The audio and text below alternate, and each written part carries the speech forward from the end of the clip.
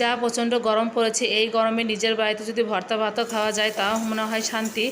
Hello সবাইকে, সবাই কেমন আছো? আশা করি ভালো আছো, আর আমিও ভালো আছি। এখন থেকে ব্লগটা শুরু করছি, পুরো ব্লগটা আমার সাথে থাকবে, আর অবশ্যই ভালো লাগবে তোমাদের। আর ভালো লাগলে অবশ্যই একটু লাইক, কমেন্ট আর শেয়ার করে দেবে। তো এই তো সকালবেলা উঠেই আগে কাজকর্ম সেরে নিয়েছি। তো এখন ভাবছি একটু ভাত বসিয়ে দেবো, যেহেতু দুপুরবেলা নিমন্ত্রণ আছে। তো এখন একটু শুধু আলু সিদ্ধ ভাত বসিয়ে দেব। এদিকে সবার একটু খিদেই লেগে গেছে, তো এখন আর কিছুই করব না। তো এই তো চালটা ধুয়ে নিচ্ছি, ধুয়ে নিয়ে আমি ভাতটা বসিয়ে দিব শুধু আলু সিদ্ধ দিয়ে, আর কিছুই রান্না করব না, যেহেতু প্রচণ্ড গরম পড়েছে আর অনেকটা বেলাও হয়ে গেছে, প্রায় তো 9:30 10টার মতো বাজে। তো এই তো হচ্ছে কথা, নিজের বাড়িতে ভর্তা ভাত খাও কিন্তু অনেক ভালো। ওই দেখা যায় নিমন্ত্রণ খেতে গিয়ে এমন অবস্থা হবে কখনোই বুঝতে পারিনি। তো ভাতটা বসিয়ে দিয়ে আমি কিন্তু এদিকে এতে মেথি নিয়ে আসছিলো, কালো জিরা নিয়ে আসছিলো, সেগুলো ভালো করে ধুয়ে পরিষ্কার করে দিয়ে দিয়েছিলাম একদম রোদ্রে শুকাতে। শুকাতে দিয়ে তারপরে এদিকে দিকে ভাতটাও হয়ে গেছে। তো একটু আলু সিদ্ধ করে বের করে তারপরে আমি তো লবণ কাঁচামরিচ দিয়ে মেখে নিয়েছি, যেহেতু সকাল থেকে আজকে রোদ উঠেছে আর প্রচণ্ড গরম পড়েছে, আর শুকনো মরিচটা দেইনি, যেহেতু ছেলে মেয়ে নিয়ে খাবো, আর তাড়াহুড়ো করে অত কোনো কিছুই করতে যাইনি আর কি। তো এর মধ্যে একটু ঘি নিয়ে খেয়ে নেব। তো খাওয়া দাওয়া শেষ করে কিন্তু আমরা তো দুপুরবেলায় চলে গিয়েছিলাম একদম নিমন্ত্রণ বাড়িতে। তো নিমন্ত্রণ বাড়িতে তোমাদের কোনো কিছু শেয়ার করিনি, যেহেতু প্রচণ্ড গরম আর প্রচণ্ড ভিড় ছিল। কোথায় কি করব আর কিভাবে ভিডিও করব ওটাই বুঝতে পারছিলাম না, মানে কোনো ইচ্ছাই হচ্ছিল না যে একটু ভিডিও করি। তো ওখান থেকে এসে তো সব কিছু তো একদম বিছানায় ছুঁড়ে রেখে গেছিলাম সাজুগুজু করে। তো সেগুলো গুছিয়ে নিয়ে তারপরে আবার ঘরগুলো পরিষ্কার করে এদিকে ভাতটা বসিয়ে দিয়েছিলাম। তো ভাতটা বসিয়ে দিয়ে আমি সব কাজকর্ম করে নিচ্ছিলাম। এখানে তো ঝিঙ্গে আর পটল কেটে নিয়েছি, পেঁয়াজ কুচি করে নিচ্ছি, ডিম ভাজি করব, কাঁচামরিচ কেটে নিয়েছি।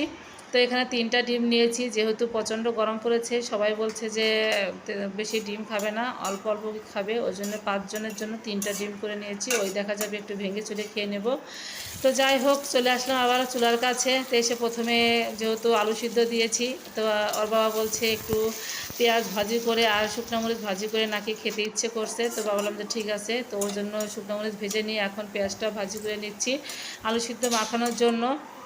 তো এদিকে পেঁয়াজটা ভাজি হয়ে গেছে, নামিয়ে নিচ্ছি। আর এখন ডিম ভাজি করে নেব। তো 2টো ডিম একসাথে ভাজি করে নিচ্ছি, এর মধ্যে একটু ছোটো করে পিস করে নেব আর কি। তারপরে আর একটা ডিম ভাজি করে নেব।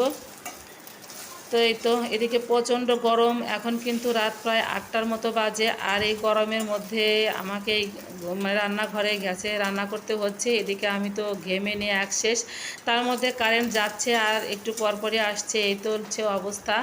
তো অনেকক্ষণ কিন্তু রান্না বাদ দিয়ে বসেছিলাম, যেহেতু কারেন্ট চলে গেছিলো ভাতটা হওয়ার পরই। তো আবার কারেন্ট আসলো, তারপরে কিন্তু আমি আবার রান্না করতে আসছি। তো যাই হোক, রান্না বান্না শেষ করে তারপরে সিদ্ধ টিদ্ধ মাখাতে কিন্তু প্রায় আমার 9টার মতোই বেজে গেছে। তো খেতে খেতে প্রায় 10টাই বেজে যাবে। তো এদিকে ডিমগুলো ভাজি হয়ে গেল।